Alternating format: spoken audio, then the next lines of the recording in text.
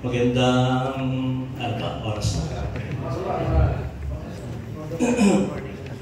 Good morning. So, konting ano lang po, sharing. Actually, bago mangyari itong meeting na to, may mga ilang kapatiran nagtatanong sa akin, nasan ba ang Police Virgin? So, hindi ko talaga narinig yung mga presentation ng mga kapatid. At isa po ako sa naniniwala na ang Police Virgin wala sa message, wala sila sa loob ng message. No? So, naging malinaw lang sa akin yung presentation ni Pastor Danny na sa loob ng message, pure message, mga believers talaga. Pero sa movement, nandun nakapaloob, nakahalo pa. No, at yun din naman yung aking nakikita. At gusto ko lang din i-share yung mga ilang bagay na naging batayan ko para maniwala ako na ang Police Virgin ay wala sa loob ng message. Okay, kaya pala mag-umpisa dito, no? Daming tao. Nervous. Okay, sana ma-overcome ko itong nararamdaman ko. So, okay. Yung scripture reading natin about the Police Virgin and three kinds of believers. So, sabi ni Pastor Dondon, susugat ko rin, na ito ay dalawang magkaibang grupo ito. No, hindi natin ito pwedeng pag-isahin.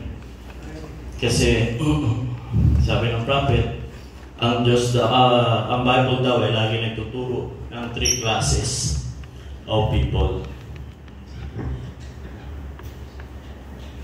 Siguro dito ako mag-umpisa sa three classes of people.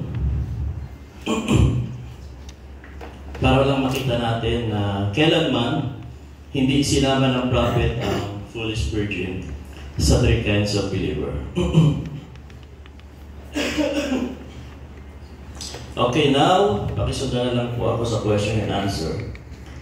Notice, always remember, carry it in three. If you don't, you're sure to get mixed up. There was three classes of people born on earth, and there was three classes in the beginning, and there will be three classes in the ending. Ayan, so ginagaling tayo ng prophet. Kung pag-uusapan natin ng mga groups, laging ito ay nasa tatluhan. Okay, so sabi niya gano'n. Teka lang, nawawala yung aking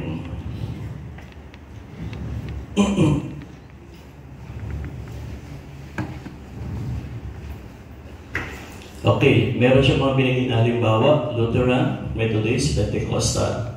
Yan yung three classes of belief, no? There is the sinner, the ungodly, the sleeping virgin, and the true virgin. Always. We find out there was Sodomite, there was Lot, and lukewarm church. Si Lot daw ang lukewarm church, and there was Abraham. So pinapakita lang po ni Barban different classes of people, even nation, and belief. Okay, so sabi ni Barban, marami ito, no?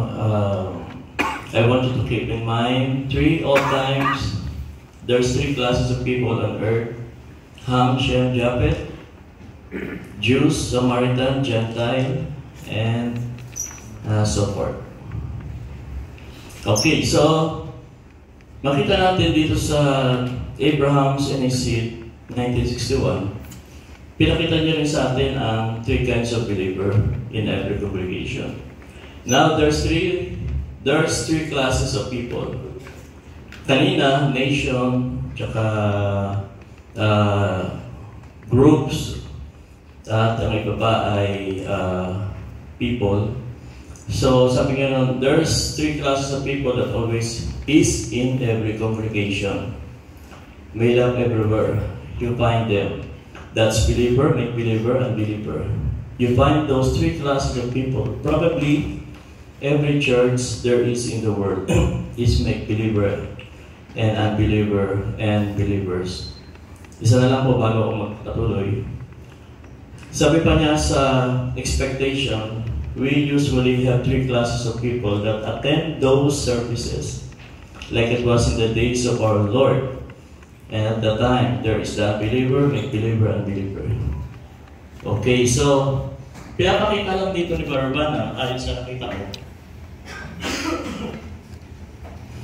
ang 3 kinds of believer ay makikita raw natin sa loob lang ng mga fellowship, mga church.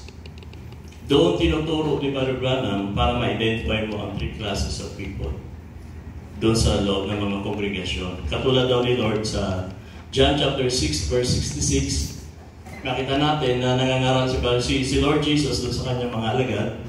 Kasama na doon yung 70 disciples at si Judas. So, ang sinasabi ng prophet, yun yung kongregasyon ni Lord. At doon niya in-identify sa loob ng kanyang kongregasyon yung 3 kinds of believer. Kaya para sa akin, matatagpuan natin ang 3 kinds of believer sa loob ng mga local church natin. Okay? At ulitin ko, hindi hinahalo ni Brother Branham ang sleeping virgins sa 3 kinds of believer. Inihiwalay na ito.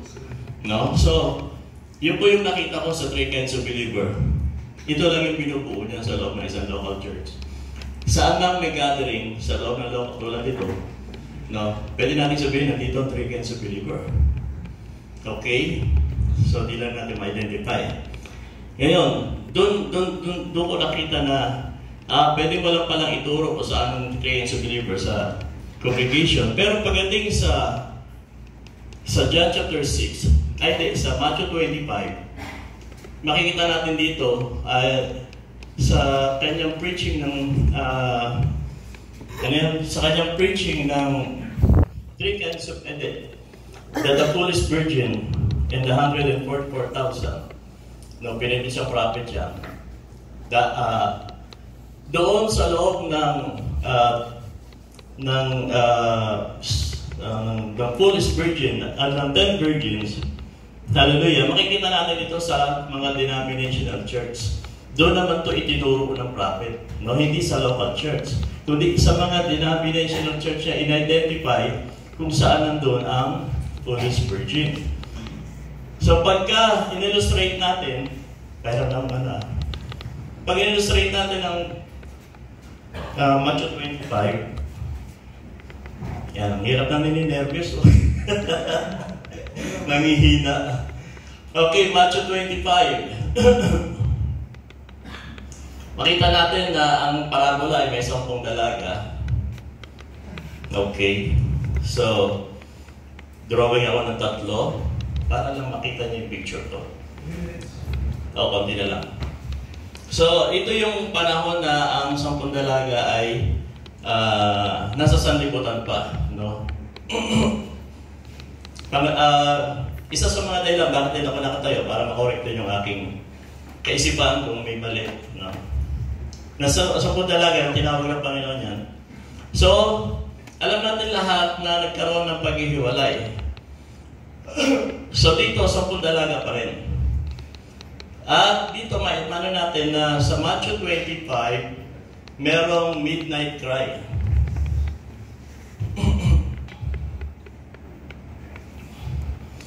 Alam natin ang midnight cry, yan yung mensahe sa uling tanong.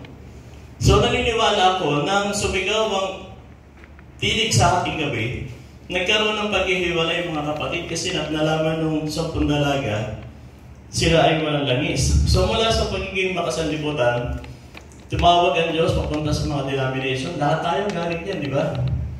Kahit ang iglesia naman, galing dyan sa denomination, church, group.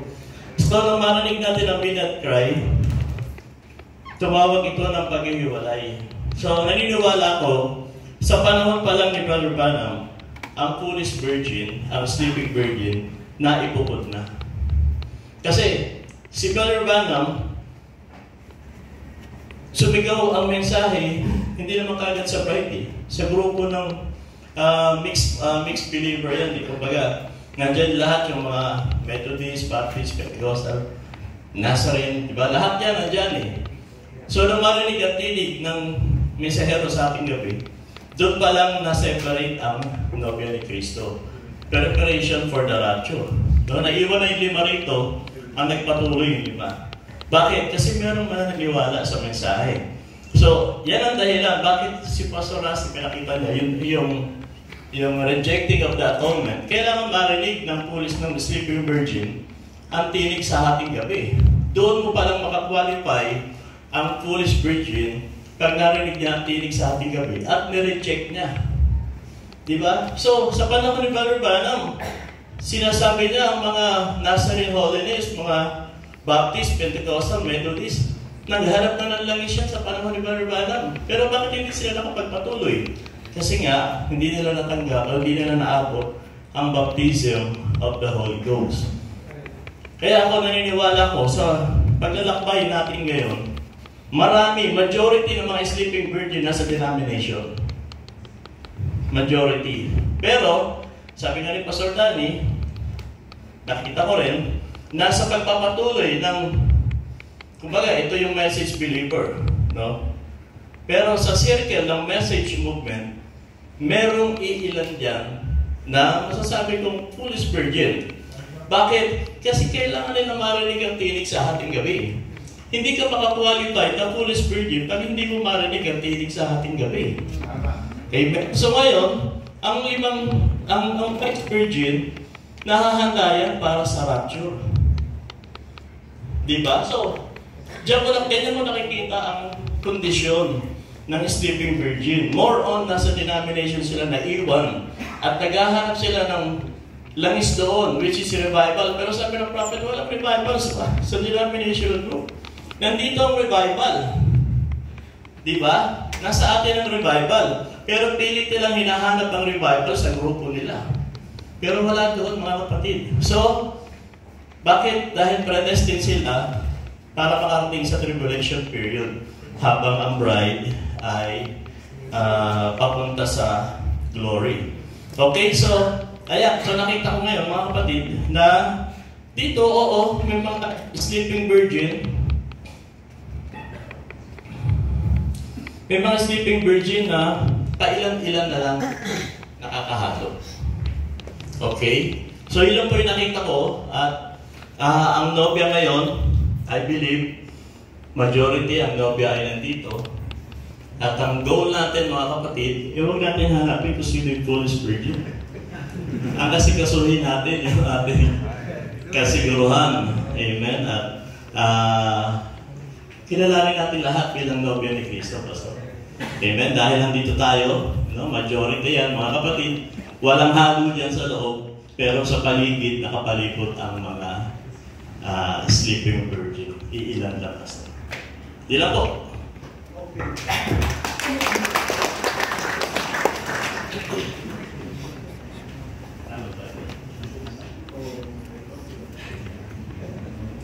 Okay.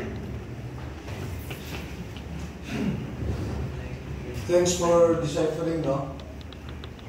So, kaya nasa denomination ang foolish virgin kasi wala sila sa tatlo na nasa congregation ng message. Yan. Ito lang. So, kung dito maging foolish virgin, ito may konti na ano nito, sa paligid-ligid. Paano kayo filter ko? Ha? Kasi ha?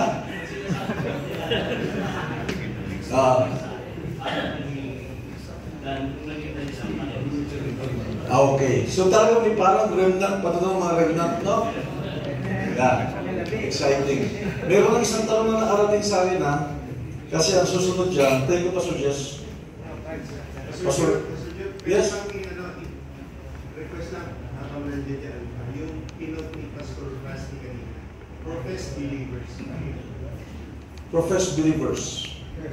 Exact phrase ng professed believers. What about that? Pastor Dan? To prove ito. Kasi ito na yung midnight ka ng link, ito 5 na to, pero sabi nga ng passages, They rejected the atonement.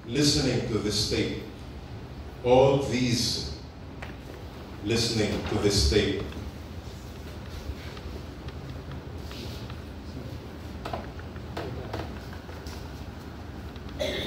You're in one of the classes.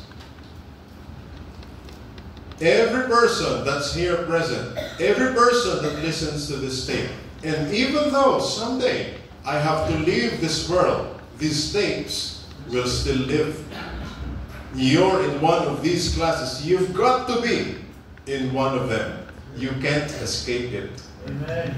Every person, that means, okay, whether siya ay pinamanap tapos namatay ka agad, no. Kasama sila dito sa three kinds of believers. So therefore, ang foolish virgins ay kabilang sa one of the three kinds of believers. Kasama siya. Okay? Yung foolish virgins. Okay. Now, maraming binanggit na kanina tungkol sa true unbelievers at saka make believers. Three kinds of believers ito, pero actually, dalawang klase lang ito. Because ang make believer ay unbeliever din yan. Di ba? Unbeliever din, make believer. Nagkukunwaring nga lang siya. Kaya tinawag sila ni Brother Branham na so-called believers. May quotations for Branham dyan. So-called believers, but in the forms of religion. Okay. Mga unbelievers, mga iyon. So, nung tinuloy ni Branham ang three kinds of believers, in-identify niya ang true believers sapagkat sila yung nakakita sa salita sa kanilang panahon ng malinaw at tinanggap nila ito. Okay? Ng kabuuan. Ang mga unbelievers naman is composed of both disciples of Christ and non-disciples of Christ.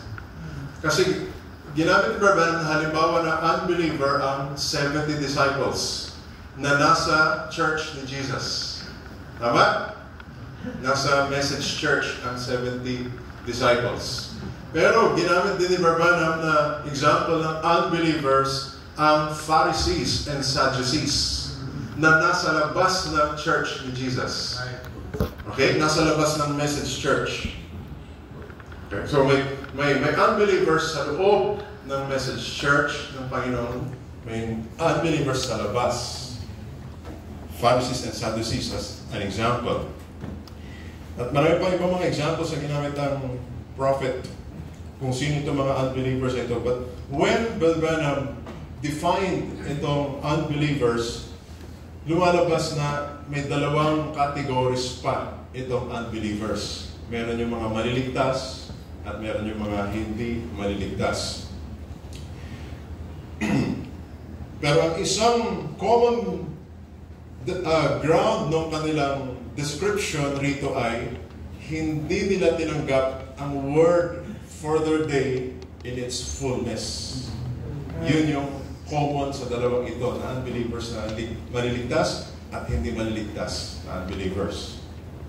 When you make believers, so bakit kanina ito yung mga nasa loob para ma-identify nila yung kanilang sarili na believers, kailangan nila nasa loob sila yung nagkukunwari. Para masabing nagkukunwari, kailangan nasa loob sila. And Judas is a very clear example na binanggit ng propeta riyan. Tinatawag, sabi ni Branham, tinatawag mo itong brother sa loob ng church. Brother ang tawag mo sa kanya. Sabi ni Branham, part of the brethren in the local church. Okay. Pero, ang isang glaring description nito, naghahanap lang siya ng butas. That's a make-believer. Now, let me go to the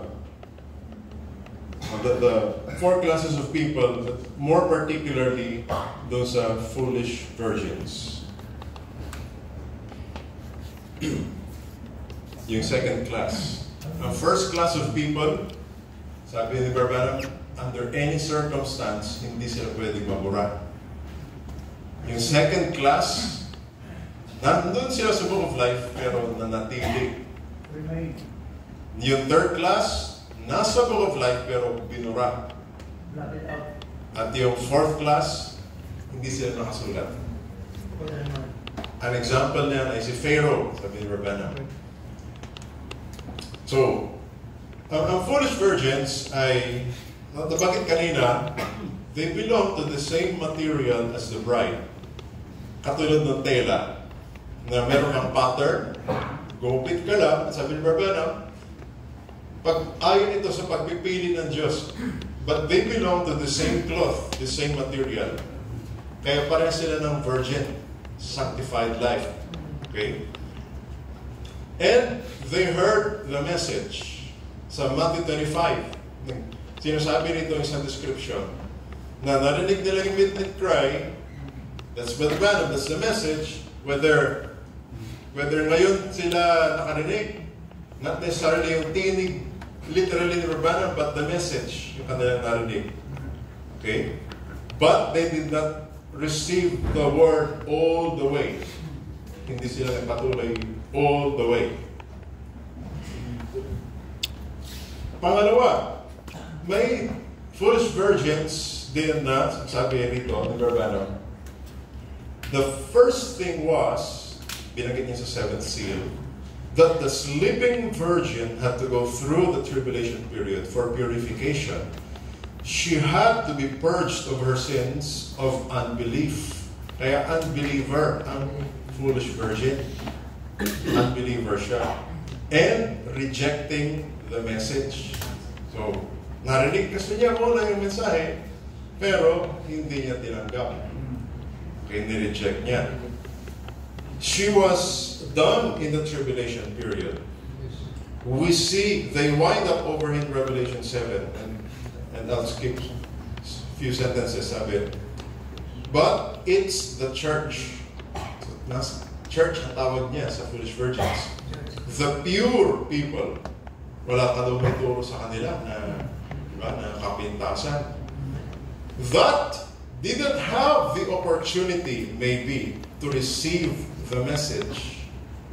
Or in some way, that they were blinded by these false prophets.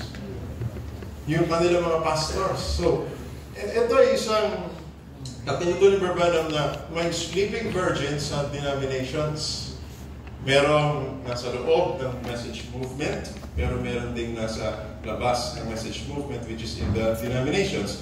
Kasi yung kanilang mga pastors, false prophets, binulag sila. Okay? At sabi pa rito, they didn't get a chance.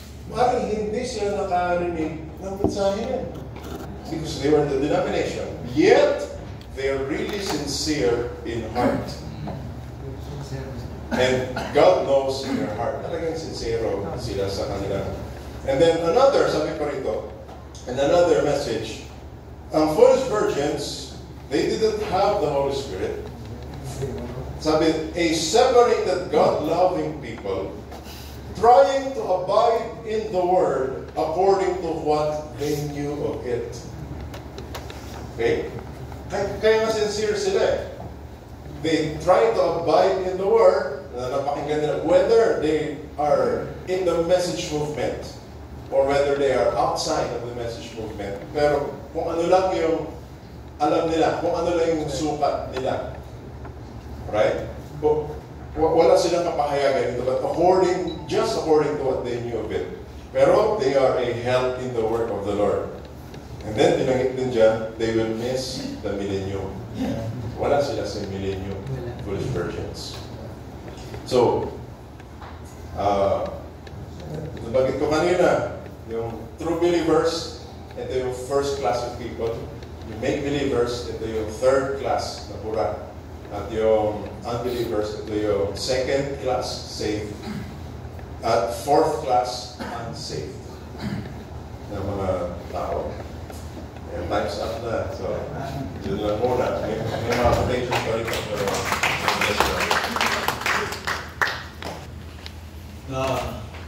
kasi sa iba, three kinds of believers, walang foolish virgin din. So, kung clarify ni Pastor Raymond, hindi pwedeng lusot yung foolish virgin nandun pa rin. But unbeliever, that will be saved. Tama ba ako kasabi mo? Yeah. Pero meron talaga unbeliever na hindi na saved. Bakit si unbeliever na naging believer? But of course, will go to the tribulation. Isa na lang, pinasa is there, we'll go to the Q&A, pero mukha yung Q&A after lunch. After lunch na. Ito sa response ko sa sabi. Please. 10 minutes. Mapapas tayo ng offering. One time naman daw sabi ng host before we go to lunch.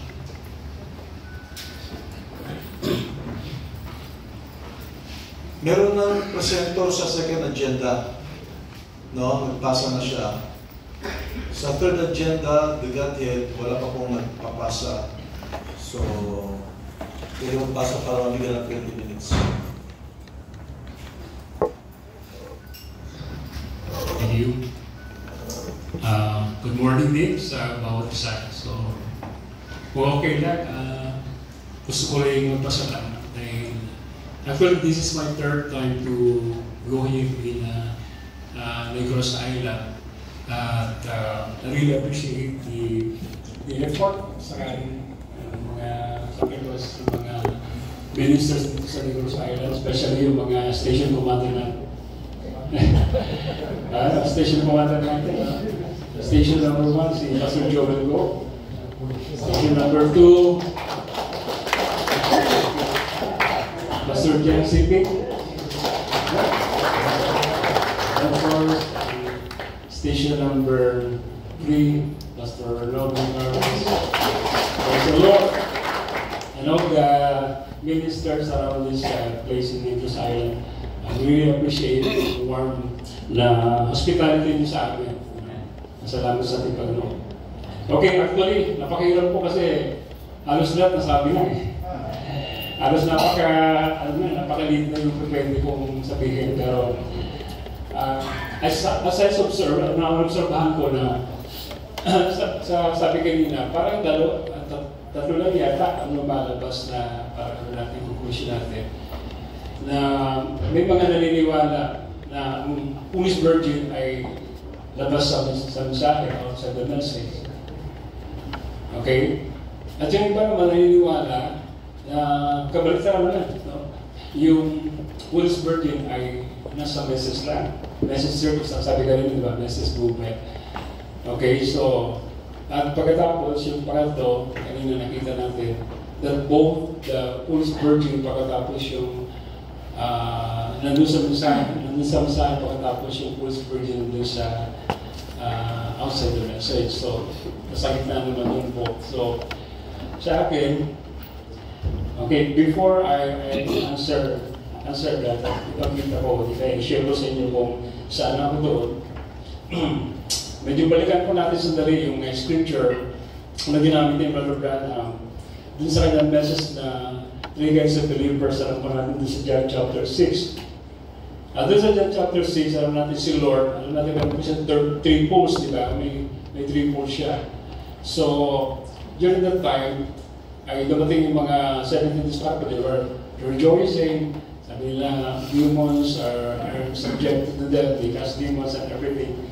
Nasabi ng Panginoon, okay mo rejoice dyan kasi sabi niya, kailangan makita nyo na yung pangalan nyo nakasunod doon sa aklat ng sa langit. Pagkatapos, doon sinabi ni Lord, dito sa John chapter 6 verse 53, and he said, Jesus said to them, verily I say to you, except you eat the flesh of the Son of Man and drink the blood, you have no life in you. And so verse 54, whosoever eateth my flesh and drinketh my blood hath eternal life, and I will raise him up at the last days. For my flesh is meat indeed, and my blood is drink indeed. So verse 67 ito, and many of his disciples, when they had heard this, said, this is a hard saying. Who can hear it? 64, sabi ito, but there are some of you that believe that, for Jesus knew from the beginning who they were that believed that and when should betray him. Last verse of ito, and he said, therefore I said unto you that no man can come unto me except that were given unto me all the parts. Sa pinapakita dito, napagin kanina, tungkol dun sa, alam mo na Panginoon kung sino yung bawat isa sa kanila, di ba? So, nung namin yung 70 disciples, masakit na salita ito, hindi natin ito kaya yung lulupin, diba? This is a hard saying. Anong sinabi ng Biblia? They walk away. Now, the question is, kung sila ba ay umalis, parang hinabol ba sila ng sandali, ganito rin ko sabihin niya kung nakailis. Sabi ng Scripture, ano yung Panginoon nagkaroon na nga sila, di ba? So alam niya na yun ang kailang bahagi, no? Na sila ay magre-reject doon sa message of the hour. Sapagkat during that time, si Lord, binibreak niya ng third pool sa kanila. Di ba, hindi lang yung first sa second pool, nag-reduce sila doon sa healing and everything. So, binibreak niya na sa kanila yung third pool, hindi na nila kaya. So yun ang naghiwalay doon sa 70 disciple. So doon tinanong naman ni Lord, si Pedro, pero kaya ba alis din? Sabi ni Pedro, Lord, saan kami pupunta? Sa ilo namin narinig na may mula walang God. So nakikita natin yung classification ngayon ng mga tao na lang sa kanyang paligid. Right? So, ngayon ang question is, yung bang mga 70 disciple, ano sila? Dito sa quote of prophet, sabi niya rito, kung sabayan niya sa testimony. And here is this disciple standing there, them 70 and watching Jesus to do the things that he did. And know the scripture, and him telling them that that was the age that this was to take place. Kaya sinasabi ng Panginoon, binibreak niya sa kanila all the message of the hour. And when he said something, the Son of Man, what would he say? When he began to tell them about the breaking of the bread and so forth, and went ahead telling about the great spiritual things, and they said, oh, this is a hard saying. Then they moved away. So ano sila? Sabi niya, sabi ng Panginoon said, that no, I can't believe it. They walked right out on the word. They weren't even staying to see what takes place. That is the what? The unbeliever. And we find out that these people, these believers, so-called believers, but in the form of religion, and they fail to see the identified truth of the Word of God because it's against what they believe. Now listen, itong mga 70 disciples, they are not non-Christian. They are not sinners. Hindi ito mga Katoliko. Diba? Sa mga believers to, kasi mga nagkakasama ng demon Diba? Sila believers din. Perhaps, sabi ito, dahil hindi na nila natanggap yung sinabi ng Panginoon, they went in their own program and denomination. Nag-stay pa rin sila. Hindi naman po sila bumalik sa atin, sa limutan Hindi naman ito yung mga non-Christian na mga manginginom, believers pa rin sila. Kaya hindi nila matanggap yun sa akin ng Panginoon. Diba? Pero si Judas, it went with the true believers, hindi siya umalis. Kasi si Judas, siya ay justified, pagkatapos sanctified din siya, di ba? Kaya hindi ko siya umabot doon sa baptism of the Holy Ghost, kaya hindi siya nakapin doon sa day Pentecost Nagbigti siya Diba? So sabi ito yung make believers, sabi naman dito. Okay, now, there is another group that always hangs around. Yung sinasabi kanina, nandito sila sa message movement. They hang around. Yun. Okay? Sabi dito, now the make-believer is considered a hypocrite. Now let's take the make-believer. It was Judas. He was the make-believer. And the make-believers hang on and on, trying to find some way that they can get something on it. They stick around long enough just to find out if they can find a little fault. Okay. Then go out and expose it somewhere. That's the make-believer. Okay, si Judas. Nandito sila sa mensahe nito. Then pagkatapos, sa true believer naman, dito naman sa natin, Brad. Sabi nito, they didn't take the place when the modern church, neither did Noah take the place with the modern church. Not all. They were believers in what God said to be the truth. No matter what the modern world say, they will believe in what God said was the truth. That's genuine believer. Just the same as Peter did, the apostle, they believed that he had the word of life and was the word of life. So I believe the same thing today. So, in conclusion, kasi medyo, natin po natin medyo kulang lang. So, kung tatanungin niyo po ako kung saan po yung mga foolish virgin, ang sila may nasa loob ng mensahe, o sila ba ay wala sa loob ng mensahe? Okay? Kasi sabi natin loob ng mensahe, yung message movement, kasi nagilan ka na kanina ito yan, Pastor Danny, di ba? So, hindi na natin i-activate message, yung ano na yun, yung talagang elect na yun, wala talaga akong foolish virgin dito. Pero sa message movement, meron siya.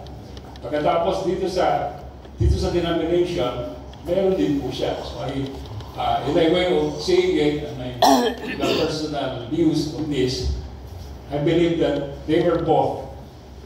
Katulad sabi ni Pastor Raymond, naniniwala siya na may foolish virgin dito sa labas ng mensahe, meron siyang foolish virgin sa loob ng mensahe. Yung quote na binasa ko niya kanina, if you would allow to, again, repeat that quotation. Kasi sabi po ng quote kanina,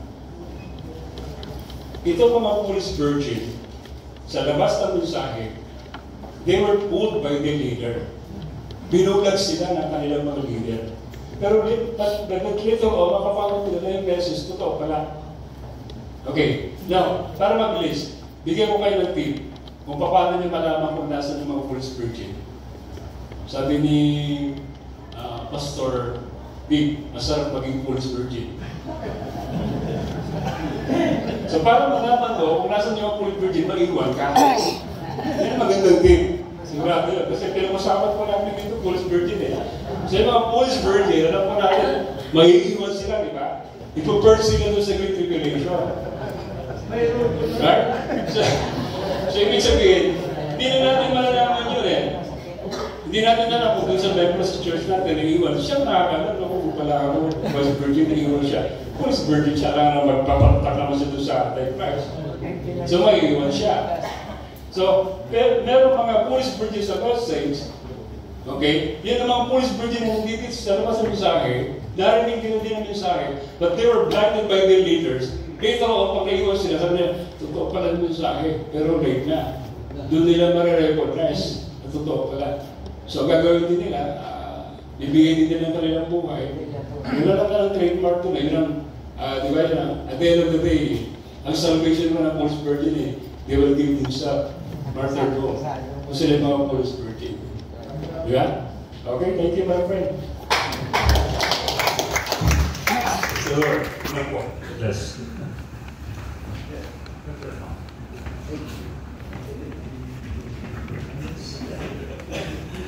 Sakto na, lang siya tayo. Pastor Vic, isang taong hindi malilimutan yan. Masarap ang foolish virgin. Mayroon po na. Oh. Sige, we will have a lunch break. No? So yung Q&A, yun ang huli na susunod. After lunch. So, magpapasa rin tayo ng offering as